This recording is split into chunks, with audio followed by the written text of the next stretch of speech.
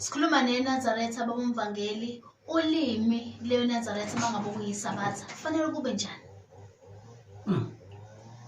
Mntakwethu uma uyiNazaretha wehlukile kakhulu, kufanele uzimisele ekuthenini ngaso sonke isikhathi uqoqa ulimi lwakho noma ngaba kulona isabatha ke nje, kodwa makuyisabatha uye uziqoqe ngoba kulapho uNkulunkulu usuke uzawukhuluma naye umlomo nomlomo, ngoba uzathi mesabeni uJehova zizukulwane ngezizukulwane, ekhuluma ngalo njalo isabatha.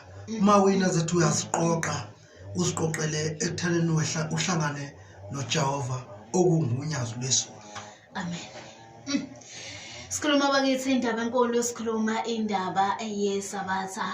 Angikhuluma nenhlasuthi, inhlasuthi yami umngadi. Akukhulume nabazali namhlanje, sikhuluma nabazali. Nawe mhlawumbe umzali.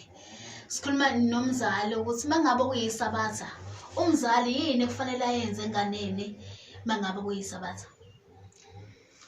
Mawusuku lesabatha uqala nje ingane kuyilungiselela ngolesihlanu, ngoba angeke iyene into kade idlala ngazo phakathi nezinsuku lingafiki isabatha, uyayilungiselela.